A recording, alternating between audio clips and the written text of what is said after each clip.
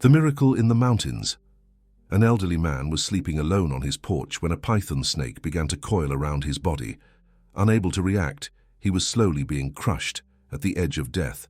But what nobody expected was that a bear would emerge from the forest and witness everything. What happened next shocked even those who no longer believed in miracles. If this story interests you, don't forget to subscribe to our channel and tell us which city you're watching from. We continue.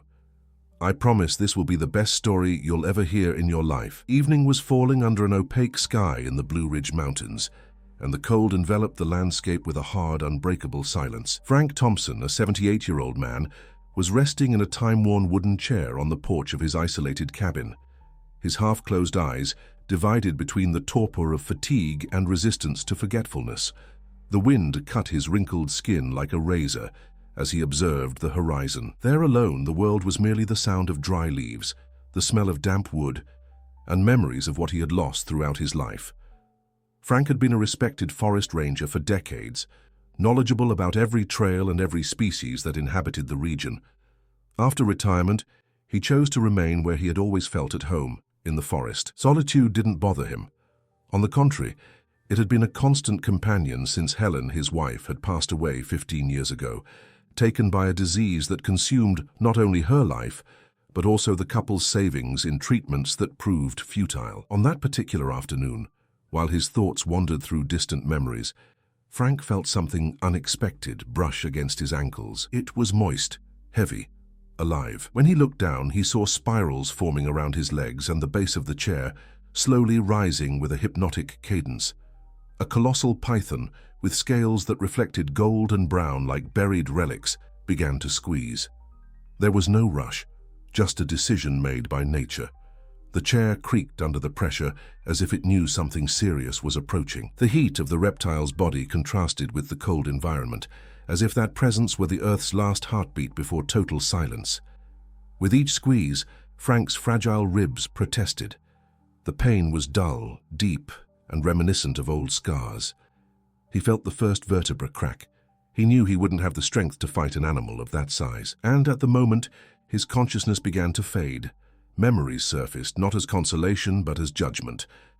He recalled a remote winter when he was still actively working in conservation. Amid hunger and the rare snow that had fallen that year, he had encountered a mother bear protecting 2 cubs. The animal, cornered by illegal hunters, had become aggressive. Out of self-preservation instinct, Frank had used his rifle. When he approached afterward, he saw one of the cubs lying on the ground, too fragile to withstand the trauma. The other, however, was resisting. With an impulse more emotional than rational, Frank had taken in the cub, fed it. They had warmed each other during the long nights. He created habits, routines. A bond grew, not of domestication but of coexistence. Theodore, whispered Frank, remembering the name he had given the bear cub, a name chosen by Helen, who had been enchanted by the creature when Frank brought it home, hidden in his coat. What did I do to you, Theodore? The question escaped his lips as the python squeezed harder. His vision began to blur, and Frank thought that perhaps it was a just end for someone who, even while saving one life, had been responsible for taking another. As he struggled to breathe, he heard a distant sound, breaking branches, heavy footsteps. Something was approaching with the cadence of one who knows every curve of the forest. The snake stiffened, squeezed harder. It was as if it knew what was coming. But then, upon seeing the shape emerge among the trees, it hesitated. Frank, between groans, felt his body shudder. A massive bear appeared in the clearing in front of the cabin, adult, robust, with penetrating eyes that seemed to carry some kind of recognition. It can't be, thought Frank, as his consciousness wavered. Could it be possible that after all these years? The bear advanced with determination. The snake tried to use the human body as a shield, but hesitated for a fraction of a second, and that was enough. With 2 powerful blows, the bear destroyed the predator's head. The reptile's body trembled before releasing its prey and falling to the ground. Frank fell too, breathing with difficulty. Broken ribs, trembling hands. In the silence that followed, the bear slowly approached. Frank, unable to move, just watched as the immense animal came near. Instead of attacking, the bear gently nudged its snout against his hand, as in a familiar gesture. It remained there, motionless, allowing the touch. That gesture wasn't wild. It was a return, a silent response to the question that had never been asked. "Do you still remember me?" "Theodore," whispered Frank, tears streaming down his wrinkled face. "Is it really you?" The bear looked at him with deep eyes that seemed to carry the wisdom of the entire forest. Then, with surprising gentleness for an animal of that size, it helped drag Frank into the cabin. The effort caused the old man to faint, the pain in his ribs becoming unbearable. When Frank regained consciousness, he was in his bed. The sun had already set, and the cabin was immersed in twilight. For a moment, he thought it had all been a bizarre dream, the product of his lonely mind. But the intense pain in his chest and the scratches on his arms confirmed that the encounter had been real. He tried to get up, but his body protested. It was then that he noticed a shadow moving in the corner of the room. Theodore was there, sitting on his hind legs, observing him with an almost human quietude. Frank froze, a mixture of fear and fascination dominating his senses. How could that animal, which he had released into the forest almost a decade ago, have recognized him? And more importantly, why had it saved him? "You came back," he murmured, extending a trembling hand toward the bear. The animal didn't move for a few seconds. Then, with cautious steps, it approached the bed.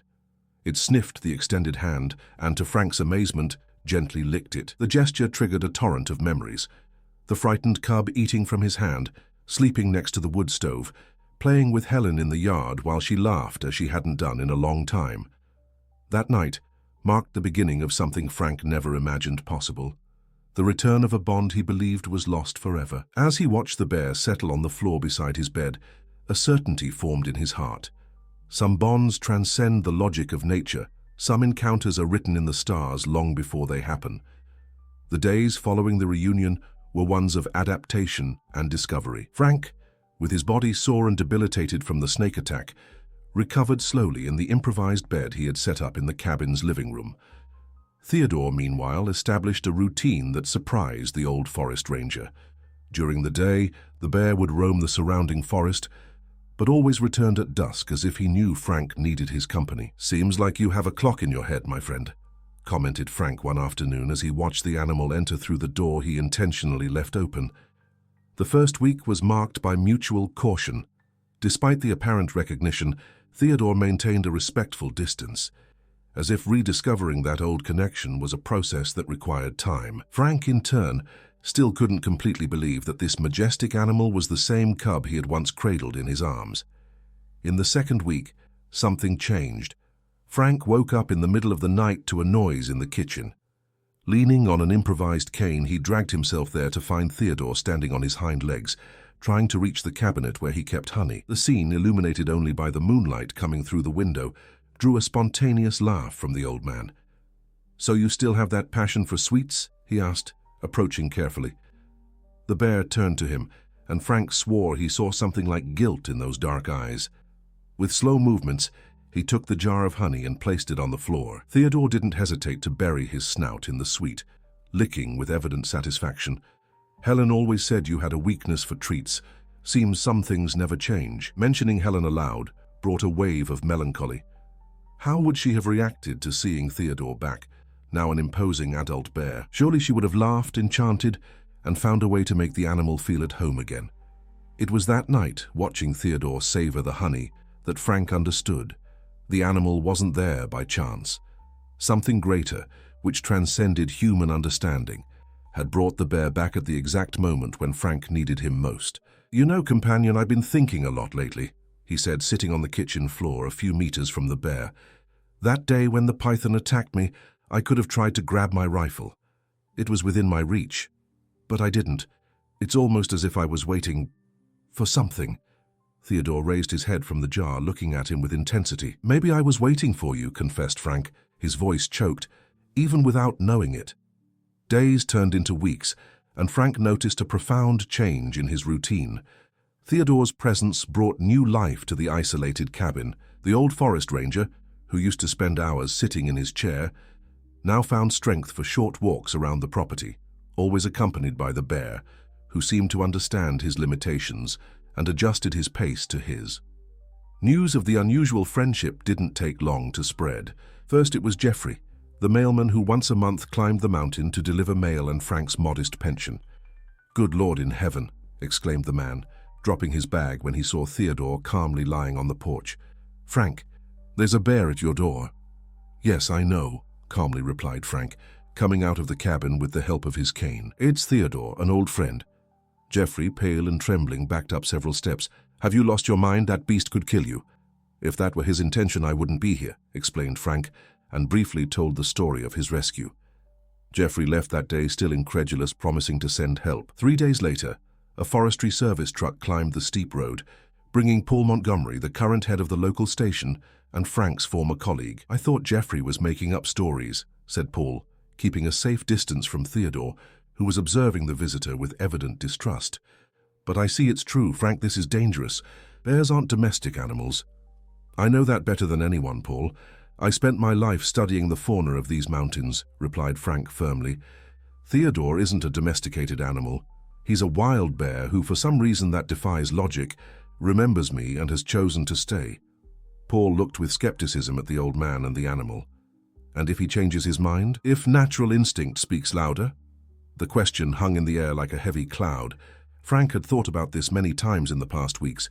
He knew that despite their special bond, Theodore remained a powerful predator, capable of killing him with a single blow. "Then it will be my destiny," he finally answered. "We all take risks in life, Paul. Some choose the safety of cities, others prefer to bet on true connections, even when they seem impossible." Paul left that afternoon, visibly concerned, but respecting the old ranger's decision. Before leaving, he gave Frank a radio communicator. "Keep this nearby. If you need anything, just call." Paul's visit awakened in Frank memories of his time as a forest ranger, the long walks through the woods, camping under the stars, operations to combat illegal hunters. He also remembered the responsibility he felt when finding the orphaned cub, the impulsive decision to raise it, and later, the difficult choice to return it to nature. That night, sitting on the porch with Theodore by his side, Frank revisited the past with a clarity he hadn't experienced in a long time. "Do you know why I called you Theodore?" he asked the bear, who seemed to listen attentively. "It was my father's name, a strong, protective man, but gentle at heart. Helen said you had the same eyes as him, observant, deep, as if they could see into people's souls." The bear moved closer, laying his heavy head near the old man's legs. "When I released you into the forest, I thought I was doing what was best for you, that I was giving you the chance to be who you truly should be. But you know, all these years I wondered if it hadn't been a mistake, if you would survive, adapt." The stars shone intensely in the clear mountain sky, and Frank felt a peace he hadn't experienced in decades. "But look at you now, strong, imposing. You survived, you flourished, and somehow you came back." Frank's wrinkled hand gently caressed the animal's thick fur, in a gesture that transcended the barriers between species. At that moment, under the starry mantle of the mountain night, man and animal shared more than a physical space. They shared a history, a past, and perhaps a future. What Frank didn't yet know was that news of his unusual friendship with the bear was already spreading beyond the borders of the small local community, and that soon his quiet existence would be disturbed in ways he could never predict. The gears of fate were already in motion, bringing to light long-buried secrets and confronting him with choices that would test the depth of that improbable bond. The fame of the unusual friendship between Frank and Theodore spread quickly. What began as a local rumor soon gained larger proportions when a passing tourist photographed the bear and the elderly man walking together near the stream. The image, shared on social media, instantly went viral. "The man who talks to bears," the headline said. Within days, journalists, curious onlookers, and authorities began to appear in the peaceful Blue Ridge region. Frank, averse to all that attention, refused to give interviews or pose for photos. "Leave us in peace," he would say, closing the cabin door when he saw unfamiliar cars approaching. On a particularly busy morning, when a television station van was trying to climb the steep road, Frank observed something that deeply disturbed him. Theodore was becoming increasingly agitated with the constant presence of strangers. The bear prowled the property boundaries, growling at vehicles, displaying territorial behavior he hadn't shown until then. "This isn't going to end well," Frank muttered to himself, watching the animal through the window. It was on that same day that a black pickup truck, different from the journalistic vehicles, parked near the cabin. From it descended a tall man with a severe appearance, wearing a uniform that Frank immediately recognized. Department of Wildlife Protection. "Mr. Thompson," the man called, maintaining a respectful distance from the house. "My name is Richard Vance. I'm the new regional director of the DWP. We need to talk." Frank reluctantly came out onto the porch, supported by his cane. Theodore, who was lying under a nearby tree, immediately rose, alert to the stranger. "About what?" Frank asked dryly. Richard looked nervously at the bear before answering. "About the irregular situation you're maintaining here. Wild animals, especially large predators like this bear, cannot cohabit with humans. It's dangerous and violates various environmental protection laws." Frank felt a pang of anger. Theodore isn't in captivity. He comes and goes as he pleases. This forest is his territory as much as this is my home. Richard sighed, as if already expecting resistance. "Mr. Thompson, I understand your attachment to the animal, but we have reports that you feed him regularly, which constitutes illegal domestication. Besides, with all this publicity, we're concerned about public safety." "Public safety?" Frank laughed bitterly. "Theodore has never hurt anyone. On the contrary, he saved me. And now he's showing aggressive territorial behavior," Richard countered, pointing to the bear, who was observing the scene with evident distrust. "This is a disaster waiting to happen." The conversation was interrupted by the sound of another vehicle approaching. To Frank's surprise, it was Paul Montgomery, his former colleague from the Forest Service. "I came as soon as I heard you were here, Richard," said Paul, walking up to them with a concerned expression. "I thought it better to participate in this conversation." Richard didn't seem happy with the interruption, but nodded stiffly. "Paul and I have already discussed this matter previously," he explained. "The department has decided that the bear should be transferred to an ecological reserve in the northern part of the country, where it can live in its natural habitat, away from human interference." The words hit Frank like a physical blow. He staggered, leaning more firmly on his cane. "So you want to take Theodore away?" His voice came out strangled. "You can't do that." "Actually, we can and must," replied Richard, taking a document from the inside pocket of his coat. "This is a removal order issued by the Department of Environmental Affairs. The operation is scheduled to happen in 3 days. Paul placed a hand on Frank's shoulder. "I know it's difficult, my friend, but think about the animal's well-being. All this exposure isn't natural for him, and the longer he spends with humans, the harder it will be for him to readapt to wildlife." Frank felt hot tears streaming down his wrinkled face. How could they not understand? Theodore wasn't a simple pet. He was a being who, by some miracle of nature, had chosen to return, chosen to protect him. "You're not understanding," he murmured. "He already lives in nature. He comes here by his own choice." Richard put away the document and looked at Frank with what seemed to be genuine compassion. "Mr. Thompson, I deeply respect your trajectory as a forest ranger. The reports show that you were exemplary in your work. That's why I'm here personally, offering the opportunity for a peaceful transition. We don't want to cause more stress to the animal, or to you." While the men were talking, Theodore slowly approached, stopping beside Frank. The bear showed no aggression, only a protective presence that made Richard take an instinctive step back. "See," said Frank, his voice choked. "He understands what's happening." Paul observed the scene with evident astonishment. Even having visited Frank previously, he had never seen the bear so close, so integrated with the old ranger's presence. "Richard, maybe we should reconsider," Paul suggested hesitantly.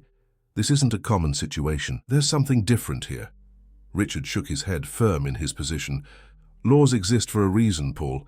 We can't make exceptions based on sentimentalism." Turning to Frank, he added, "We'll return in 3 days with a specialized team. I suggest you use this time to say goodbye and prepare the animal for the transition." After the 2 men left, Frank sank into his chair on the porch, devastated. Theodore remained by his side, as if understanding the gravity of the situation. "What are we going to do, my friend?" whispered Frank, caressing the bear's head. "I can't let them take you away again." That night, Frank could barely sleep. Images from the past mixed with distressing scenarios of the future. He remembered when he had to release Theodore into the forest years ago, the pain he felt seeing the young bear moving away, looking back one last time before disappearing among the trees. Now he faced the prospect of an even more painful separation. By morning, a difficult decision began to form in his mind. If Theodore would be taken anyway, perhaps it would be better for him, Frank, to take the initiative. Maybe it would be possible to convince the bear to move away on his own, to return to the depths of the forest where he would be safe from humans and their interventions. With a heavy heart, Frank gathered provisions: fruits, honey, smoked fish, all the foods he knew Theodore appreciated. He put everything in a bag and, supported by his cane, called the bear for a walk. "Let's take a walk, my friend," he said, his voice failing. Like in the old days, the day was particularly beautiful. The sun filtered through the trees, creating golden patterns on the forest floor. Birds sang animatedly, and the air had that characteristic smell of damp earth and vegetation. Frank guided Theodore along a path he hadn't traveled in a long time, an almost forgotten trail that led to the most remote parts of the mountains. After 2 hours of slow walking, interrupted by several pauses for Frank to rest, they reached a magnificent clearing. It was a special place that the old ranger knew well from his patrol days. A crystalline stream cut through the space. There were fruit trees in abundance, and the terrain formed a kind of natural amphitheater, protected from strong winds and easily defended against predators. "This place always reminded me of paradise," commented Frank, sitting on a rock near the stream.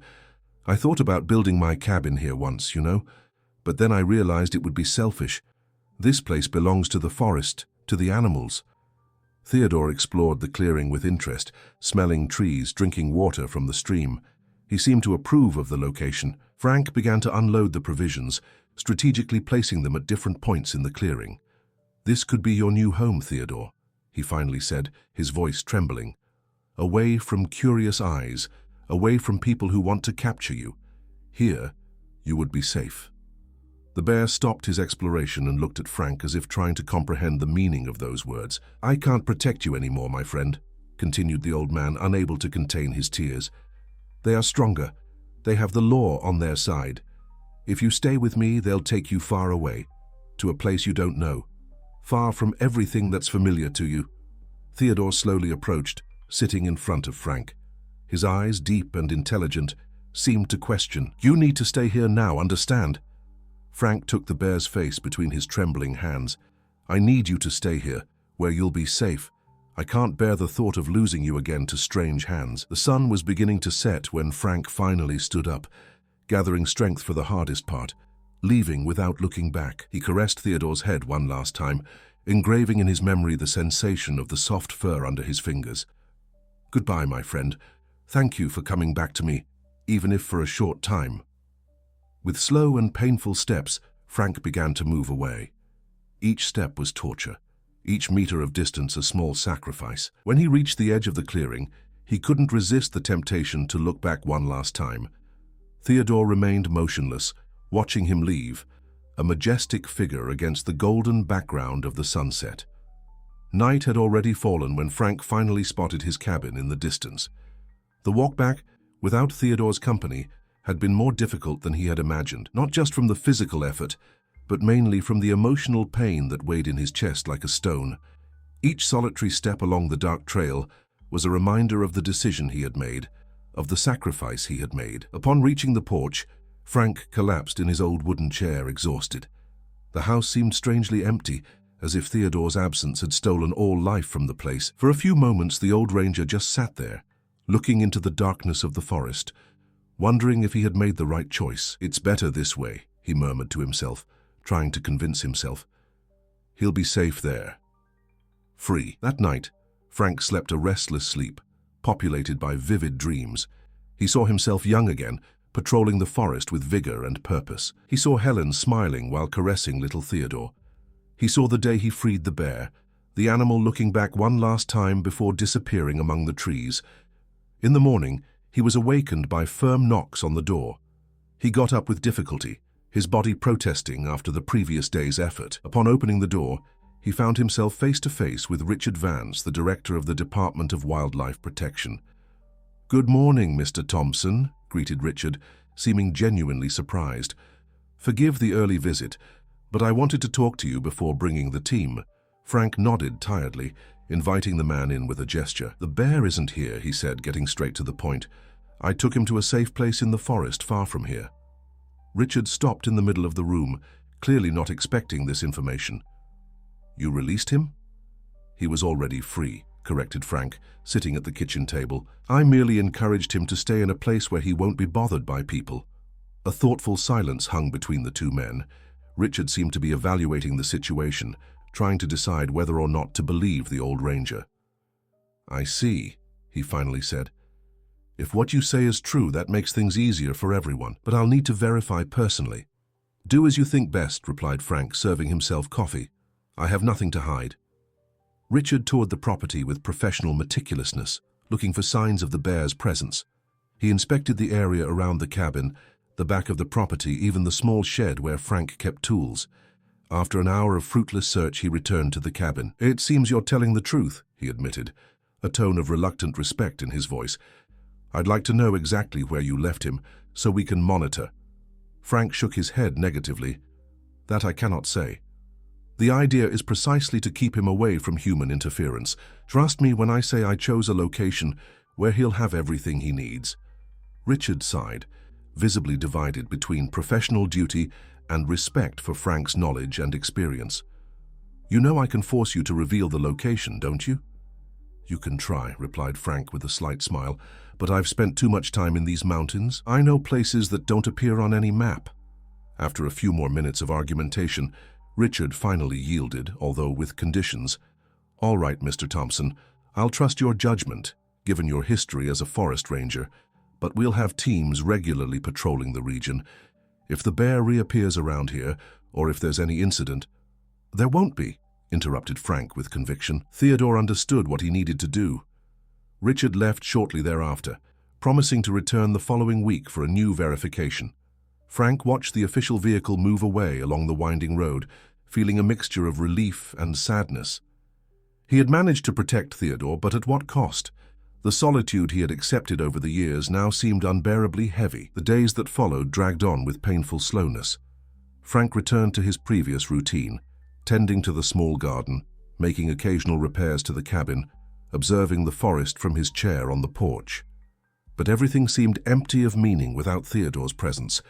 Each morning, he woke up expecting to hear the familiar sound of heavy paws on the porch. Each evening, he looked to the edge of the forest, half expecting to see the massive silhouette emerging among the trees. A week passed. Richard returned as promised, made a new inspection, and left satisfied at not finding signs of the bear. Paul also appeared, bringing supplies and news from the village. "The story of you and Theodore is no longer the talk of the moment," he commented, sitting next to Frank on the porch. "People have short memories." "That's better," replied Frank distractedly, his eyes fixed on the tree line. Paul observed his friend with concern. "You did the right thing, Frank. You know that, don't you?" Frank nodded slowly, unable to express in words the emptiness he felt. That night, after Paul's departure, he remained on the porch until late, observing the stars in the clear mountain sky. He thought about the irony of his life. He had spent decades protecting animals, defending their right to live freely in nature, away from human interference. And now, at the twilight of his existence, he found himself devastated for having done exactly that. Returned a wild animal to its natural habitat. But Theodore wasn't just an animal, was he? He whispered to the night. He was something more, something that has no name. It was in the third week after the separation that something changed.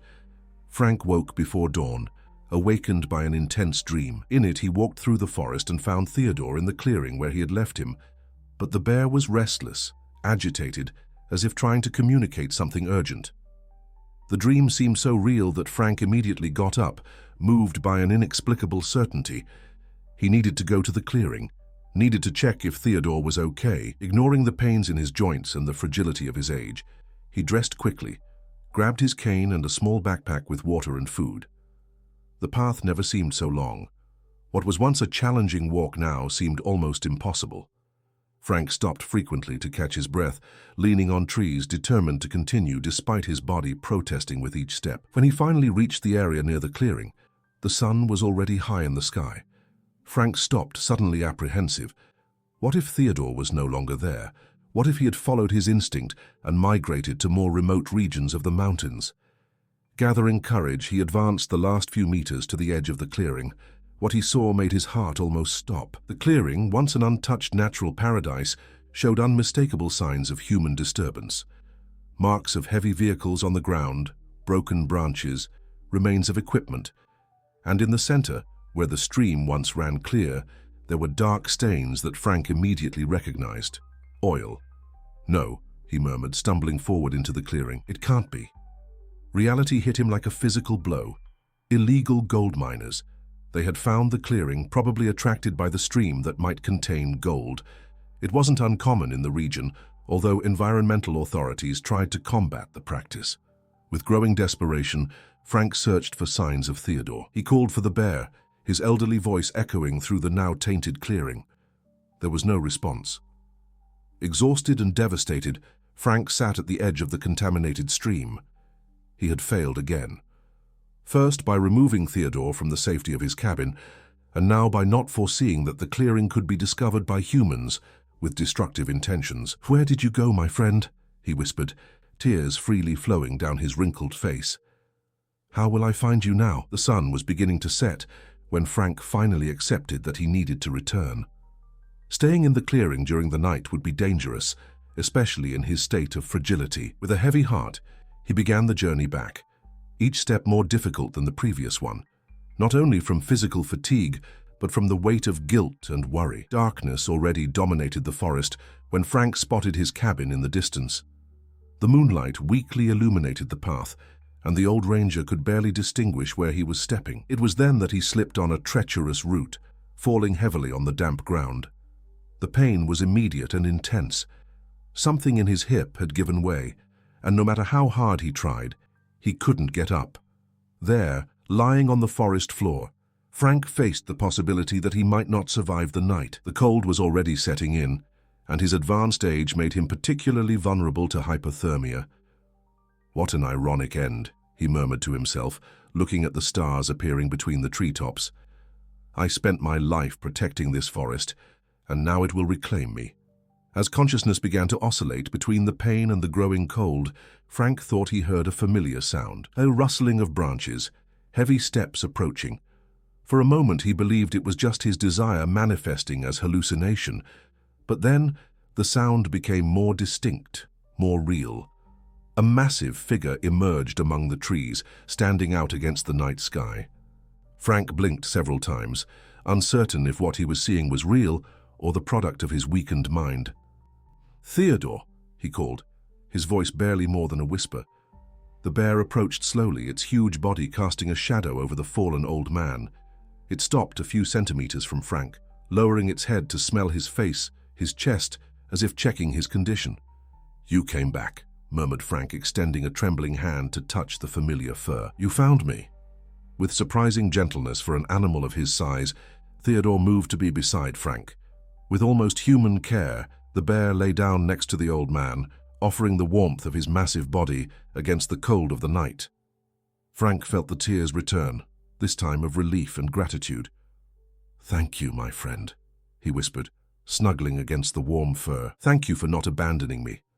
That night, under the starry mantle of the forest, man and bear remained together, united by a bond that defied human understanding. Theodore's warmth kept Frank alive until dawn, when Paul, concerned about his friend's absence, organized a search and found him. The scene that the rescuers witnessed would remain forever in their memories. A giant bear gently protecting an injured elderly man, reluctant to move away even with the approach of strangers. "It's unbelievable," commented one of the paramedics as they prepared Frank for transport. "I've never seen anything like it." Paul, observing the interaction between Frank and Theodore, finally understood the depth of that connection. "It's not a question of domestication," he explained to Richard, who was also participating in the rescue operation. "It's something more, something we perhaps cannot completely understand." In the days that followed, while Frank recovered in the small-town hospital, an unprecedented decision was made. After intense argumentation from Paul, supported by animal behavior specialists and the local community, the Department of Wildlife Protection agreed to create a unique exception. Theodore could remain in the area of Frank's cabin, which would be designated as a small natural reserve under the supervision of the old forest ranger. "It's not conventional," admitted Richard, delivering the official documentation to Frank in his hospital bed. "But nothing in this story is conventional."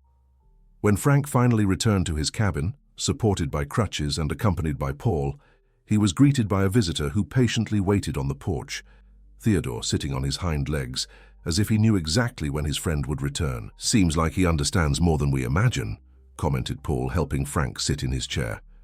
"He always did," replied Frank, extending his hand to caress the head of the bear that had approached. "We just needed to learn to listen." Months turned into years. The story of Frank and Theodore became a local legend, attracting researchers interested in studying that unique connection between species. The small reserve around the cabin flourished under the care of the old ranger and the vigilant protection of the bear. On an autumn afternoon, with the golden sun filtering through the trees, Frank was resting in his chair on the porch, Theodore lying by his side. The old man smiled, observing the sky that was beginning to tinge with pink and orange. "You know, my friend," he murmured, his wrinkled hand resting on the bear's head, "I always thought I saved your life that day, when I found you as a cub. But the truth is that you saved mine, in more ways than I could imagine." Theodore raised his head, his deep eyes meeting Frank's. In that look was an ancient wisdom, an understanding that transcended words. "Some bonds," continued Frank, his voice loaded with emotion, "cannot be explained, only felt and respected." The sun began to set on the horizon, casting a final golden glow on the cabin and its two occupants, a man in the twilight of life and a bear who, against all odds, had chosen to remain by his side. Two souls connected by something stronger than instinct, deeper than reason. A bond that had been born of chance, flourished through adversity, and finally triumphed over all the barriers that the world had tried to impose. The end of the story. Dear listeners, we hope the story of Frank and Theodore has deeply touched your hearts. To continue this emotional journey, we've prepared a special playlist with equally moving stories. Find it here by clicking to the left. If you liked this narrative, don't forget to subscribe to our channel and leave your like on the video. Every day we bring unique stories that explore the complexity of life and the bonds we form throughout it. Don't miss our upcoming content. We're eager to read your comments and know what you thought of this incredible journey of friendship and redemption.